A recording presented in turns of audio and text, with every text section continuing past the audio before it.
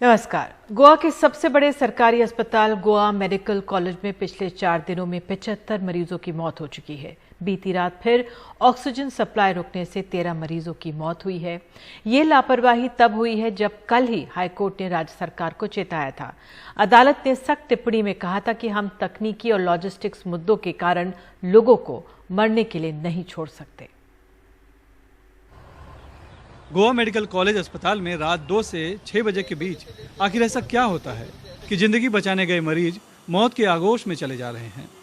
पिछले 4 दिनों में अब तक 75 मरीजों की मौत का आरोप है। गोवा मेडिकल कॉलेज में ऑक्सीजन सप्लाई के मिसमैनेजमेंट की वजह से ये सब हो रहा है। सरकार पूरी तरह से नाकाम रही है। हाईकोर्ट ने आर्टिकल 21 जीने के अधिकार के तहत सरकार को चेताया है, फिर भी रात के अंधेरे में मौत हो रही है।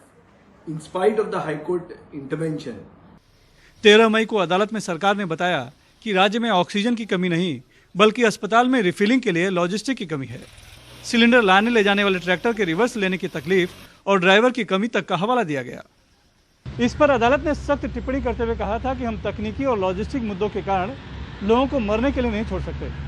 जो भी समस्या है उसे दूर करिए और इस बात का ख्याल रखिए कि आज रात ऑक्सीजन की कमी से किसी और की मौत न हो। लेकिन इसके बावजूद 13 मरीजों की मौत ने सरकार पर सवाल खड़ा कर दिया है। Innocent patients. ऑक्सीजन की कमी से लोगों की मौत हो रही है।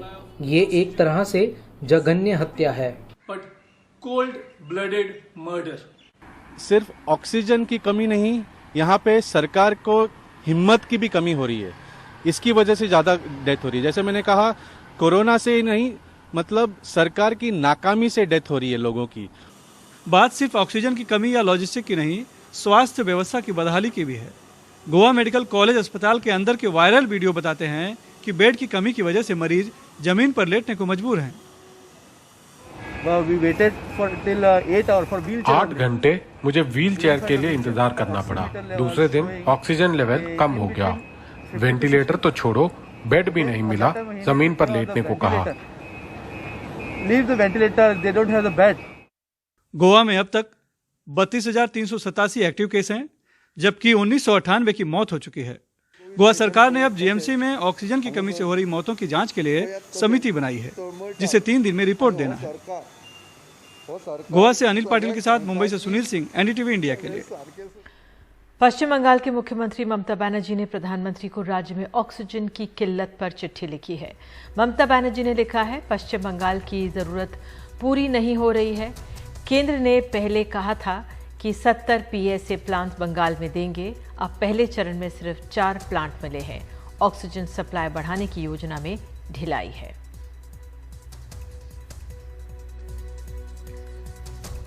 महाराष्ट्र अब एक और चुनौती से जूझ रहा है। बीते साल मार्च से दिसंबर तक यानी 10 महीनों में 10 साल के नीचे के 67,110 बच्चों को कोविड हुआ था।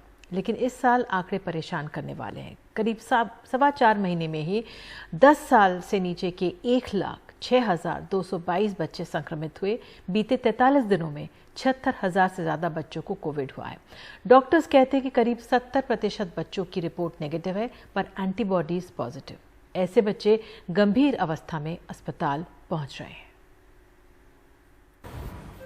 8 महीने का मुस्तफा 8 दिनों से बीमार है। मुंबई के केजी सुमैया अस्पताल में कुछ दिन वेंटिलेटर पर रहा। कोविड नेगेटिव है पर एंटीबॉडी पॉजिटिव। बच्चे को मल्टी सिस्टम इन्फ्लेमेटरी सिंड्रोम नाम की एक ऐसी तकलीफ है जो कोविड संक्रमण के कुछ समय बाद होती है। अब हालत में सुधार है। कुछ 8 दिन पहले इसको खांसी से सीना एकदम जमा रहा था, बुखार लग रहा था। मुझे किसी ने जानकारी दी, यहाँ पर जाओ, बच्चे के डॉक्टर बहुत अच्छे बैठे हैं।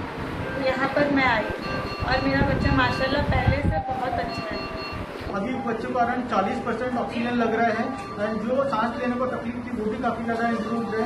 एंड जो उसके ब्लड रिपोर्ट थे, इनिशियली प्लेटलेट भी उसके 12 लाख के अराउंड थे, तो हमने एंटी प्लेटलेट थेरेपी एस्पिरिन भी चालू किया, उसको स्टीरॉइड भी चालू रखा। महाराष्ट्र में पिछले साल 9 मार्च से 31 दिसंबर तक यानी 10 महीनों में 10 साल से नीचे के 67,110 बच्चों को कोविड हुआ था। इस साल के आंकड़े हैरान करने वाले हैं। 1 अप्रैल से 13 मई तक यानी महज 43 दिनों में ही 10 साल से नीचे के 76,401 बच्चे कोरोना संक्रमित हो चुके हैं। इस साल 1 जनवरी से 12 मई तक 10 साल की उम्र से नीचे के कुल 1,06,222 बच्चों को संक्रमण हो चुका है। करीब 72% मामले बीते 43 दिनों में ही दिख गए। इनमें 13,152 संक्रमित बच्चे 4 साल से नीचे के हैं। 60 to 70% बच्चे जो फीवर के साथ में आ रहे हैं और लाइक डायरिया का कंप्लेंट है, कफ का कंप्लेंट है, इचिंग, रैश, ये सब तरीकों का कंप्लेंट लेके आ रहे हैं। अगर उन सबको वर्कअप कर रहे हैं तो इट कम्स अराउंड 60 to 70% जो बच्चे आ रहे हैं वो कोविड एंटीबॉडी पॉजिटिव आ रहे हैं। मुंबई के केजी सोमैया अस्पताल में नवजात बच्चों के लिए नए आईसीयू बेड जोड़े गए हैं। बड़ों के मुकाबले बच्चों के अस्पताल और आईसीयू बेड बेहद कम हैं। ऐसे में बच्चों में बढ़ते मामले और तीसरी लहर की तैयारी के लिए बच्चों के आईसीयू बेड बढ़ाने शुरू हो चुके हैं। जानकारों की हिदायत है कि नन्हे बच्चे अपनी तकलीफ बयान नहीं कर सकते, इसलिए कोविड रिपोर्ट और जांच पर नहीं बल्कि बच्चों में दिख रहे हल्के लक्षण पर ही सावधान हो जाएं और फौरन डॉक्टर को संपर्क करें। मुंबई से पूजा भारद्वाज, एनडीटीवी इंडिया। जो लोग पिछले दिनों के भयावह हालात में ऑक्सीजन, बेड, दवा की किल्लत में मरीजों की मदद कर रहे थे, पुलिस उनसे आज पूछताछ करने पहुंची। आज सुबह यूथ कांग्रेस के अध्यक्ष श्रीनिवास बीवी से दिल्ली पुलिस ने इस आरोप पर पूछताछ की कि उन्होंने दवाओं की कालाबाजारी की। हालांकि पुलिस के अनुसार वो अदालत के कहने पर ऐसा कर रही है। अन्य दलों के नेताओं से भी पूछताछ हुई है। दिल्ली में यूथ कांग्रेस के दफ्तर में दिल्ली पुलिस की क्राइम ब्रांच की टीम यूथ कांग्रेस के अध्यक्ष श्रीनिवास बीवी से आधे घंटे पूछताछ करती रही, ये जानने के लिए कि उन्हें दूसरों की मदद के लिए दवाएं या ऑक्सीजन किससे मिलती है। पुलिस ने उनसे लिखित में जवाब मांगा है। आपको डर नहीं लगता श्रीनिवास? नहीं, डरने के लिए क्या है, इसमें गलत क्या है? हमने माध्यम बन के हमने किस तरीके के लोगों को मदद करना, वही काम हमने किया, अभी भी करते रहेंगे हम। कांग्रेस ने पुलिस के इस रवैये पर सवाल उठाए। राहुल गांधी ने भी ट्वीट किया। क्या दवाई पहुंचाना मरीज तक अब इस देश में अपराध है? लगता है नरेंद्र मोदी जी ने कहा कि हाँ ये अपराध है, इसीलिए आज भारतीय राष्ट्रीय युवा कांग्रेस के कार्यालय में बी श्रीनिवास जी और युवा कांग्रेस की पूछताछ के लिए दिल्ली पुलिस को अमित शाह जी और नरेंद्र मोदी जी ने भेजा है। इस हंगामे के बाद दिल्ली पुलिस ने सफाई दी। श्रीनिवास से पूछताछ कोर्ट के आदेश पर की गई। श्रीनिवास के अलावा दूसरे राजनीतिक नेताओं से भी पूछताछ की जा रही है। हाई कोर्ट ने दीपक सिंह की याचिका पर आदेश दिया था, जिसमें कुछ नेताओं पर दवाइयों की कालाबाजारी के आरोप लगाए गए। पुलिस ने सिर्फ कोर्ट के आदेश का पालन किया है। दिल्ली पुलिस ने बीजेपी प्रवक्ता हरीश खुराना से भी पूछताछ की, जो दिल्ली पुलिस का बचाव करते नजर आए। क्राइम ब्रांच की टीम अकेले आम आदमी पार्टी या कांग्रेस के पास अकेले नहीं जा रही है। जैसा कि मुझे आज मालूम चला कि श्रीनिवास जी के पास भी आज गई थी, वैसे ही परसों एक क्राइम ब्रांच की टीम मेरे पास भी आई थी, तो उन्होंने इंक्वायरी करी और स्टेटमेंट लेके चली गई। इसके पहले दिल्ली पुलिस आप विधायक दिलीप पांडे से भी सवाल जवाब कर चुकी है। वो खफा नजर आए। ये जो व्यवस्था है, जो तंत्र है, ये जो दिल्ली की पुलिस है, उनका क्राइम ब्रांच है, वो इस बात की पड़ताल कर रहा है कि ये मदद हो कैसे पा रही है। मेरे पास पड़ताल आई और मैंने लिखित में अपना जवाब सबमिट कर दिया है। गौतम गंभीर ने भी ट्वीट कर दिल्ली पुलिस की कार्रवाई का बचाव किया। हैरानी की बात यह है कि दिल्ली और देश में खुलेआम दवाओं और ऑक्सीजन की कालाबाजारी को रोकने में नाकाम लोग उन लोगों से पूछताछ कर रहे हैं जो दूसरों की मदद में खड़े हैं। दिल्ली पुलिस भी अच्छे से जानती है कि अगर चाहे वो श्रीनिवास हो, मुकेश शर्मा हो या दिलीप पांडे हो, उनके साथ जबरदस्ती की तो मामला पूरा उल्टा पड़ सकता है। इसीलिए वो जो भी कर रहे हैं वो दिल्ली हाईकोर्ट के आदेश का हवाला देके कर रहे हैं और कहीं कोई ज़बरदस्ती नहीं है। तो फिलहाल भले ही इंक्वायरी की जाए, लेकिन जो टाइमिंग है इसको लेकर के सवाल उठ सकता है, क्योंकि अब भी देश में आराम से ना रेमडेसिविर मिल रहे हैं, ना आराम से आईसीयू बेड मिल रहे हैं, ना आराम से वेंटिलेटर मिल रहे हैं। सहयोगी पवन के साथ नई दिल्ली से सौरभ शुक्ला, एनडीटीवी इंडिया। दिल्ली के ऐतिहासिक रामलीला मैदान में दिल्ली सरकार का 500 आईसीयू बेड का अस्थायी अस्पताल तैयार हो गया है।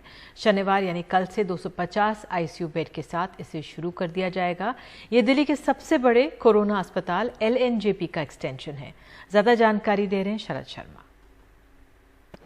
मैं दिल्ली के ऐतिहासिक रामलीला मैदान में हूं, वो रामलीला मैदान जिसने अभी तक बहुत सारे धरने प्रदर्शन देखे, बहुत सारी पार्टियों की रैलियां देखी, लेकिन अब पहली बार कोरोना काल के अंदर ये रामलीला मैदान एक अस्थायी अस्पताल देख रहा है, वो भी कोई साधारण नहीं बल्कि आईसीयू बेड्स का अस्पताल। दिल्ली सरकार यहाँ पर 500 बेड्स का आईसीयू हॉस्पिटल, एक अस्थायी अस्पताल बना रही थी, जो अब तैयार हो गया है और उसी अस्पताल के अंदर में मैं हूँ। इसमें 250 आईसीयू बेड्स जो हैं वो शनिवार से शुरू कर दिए जाएंगे और जो 250 आईसीयू बेड्स हैं उनको 2 दिन बाद में शुरू किया जाएगा।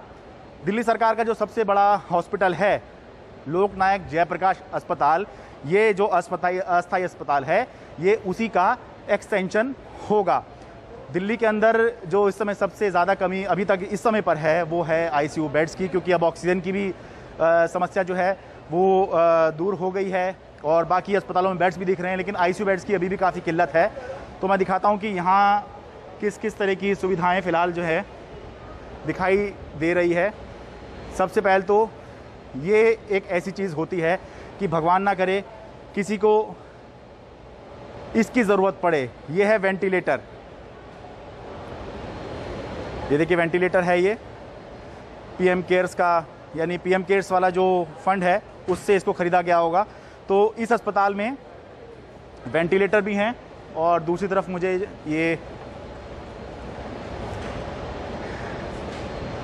ये बाईपैप मशीन भी दिखाई दे रही हैं। तो आईसीयू बेड्स हैं, 500 बेड्स हैं यहाँ पर और 250 शनिवार से शुरू हो जाएंगे। 250 आईसीयू बेड्स 2 दिन बाद में शुरू किए जाएंगे। सुविधाएं तो यहाँ अच्छी खासी दिख रही हैं।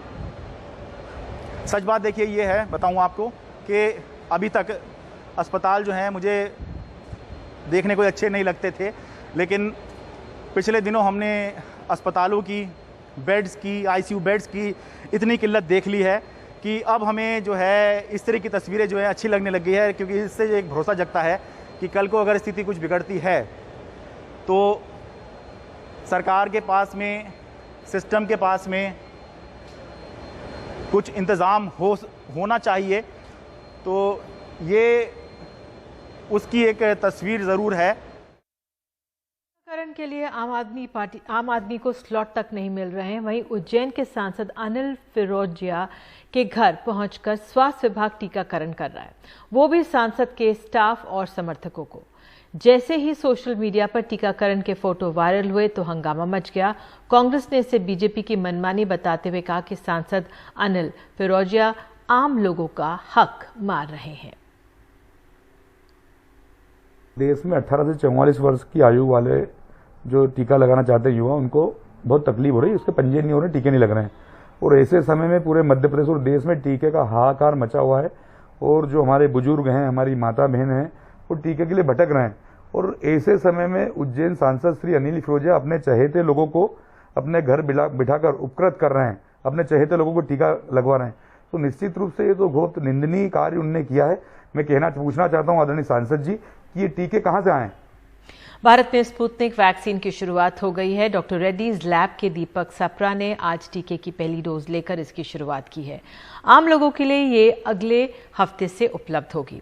रूस से आने वाली वैक्सीन 995 रुपए के करीब प्रति डोज होगी।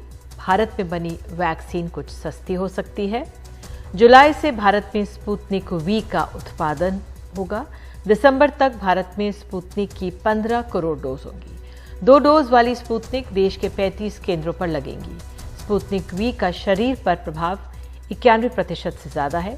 सिंगल डोज वाली वैक्सीन भी भारत में लाने की तैयारी है। डॉक्टर रेड्डीज और सरकार के बीच जून के बाद बातचीत। स्पुतनिक लाइट भारत में सिंगल डोज की पहली वैक्सीन होगी।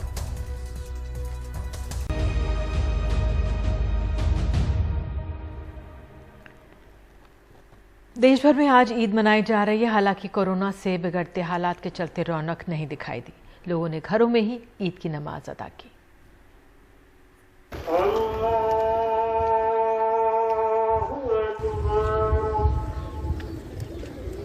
कोविड महामारी के बीच खामोशी के साथ देश भर में ईद के समारोह।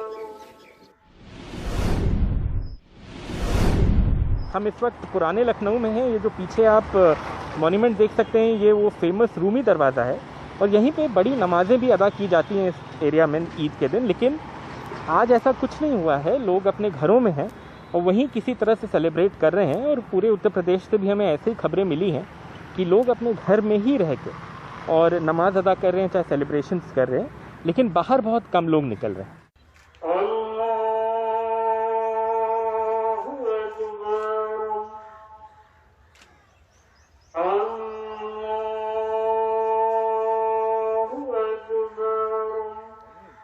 हमारे यहाँ ईदगाह लखनऊ में जहाँ लाखों का मजमा नमाजियों का होता था, आज सिर्फ और सिर्फ 5 लोगों ने नमाज अदा की है और नमाज के बाद अल्लाह से ये दुआ की कि अल्लाह हमारे मुल्क से और पूरी दुनिया से कोविड-19 का हमेशा हमेशा के लिए खात्मा कर दे। 1400 किलोमीटर दूर श्रीनगर में और कश्मीर में कड़े लॉकडाउन के बीच ईद मनाई गई। श्रीनगर की जामा मस्जिद तकरीबन 1 महीने से बंद है। ये पहली बार नहीं है कि जहाँ पे असम में कोविड पेंडेमिक के कारण ईद नहीं हो पाया, ईद नहीं मना पाए लोग, पब्लिकली लोग एक दूसरे से नहीं मिल पाए। इसके पहले भी पिछले साल जब ईद आई थी तब भी असम में लोग पब्लिकली नमाज पढ़ नहीं पाए थे क्योंकि पूरे लॉक एंड की करके रखे हुए हैं। हम इस वक्त हैं बूढ़ा जामे मस्जिद, जो कि गुवाहाटी का एक बहुत पुराना और प्रसिद्ध मस्जिद है, और इसलिए लोग अपने घरों के अंदर ही इस बार असम में ईद मना रहे हैं।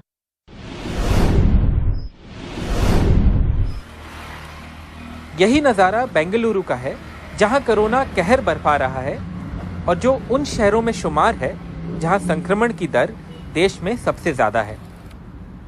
माया शर्मा, नाजीर मसूदी और रत्नदीप चौधरी के साथ आलोक पांडे, NDTV इंडिया।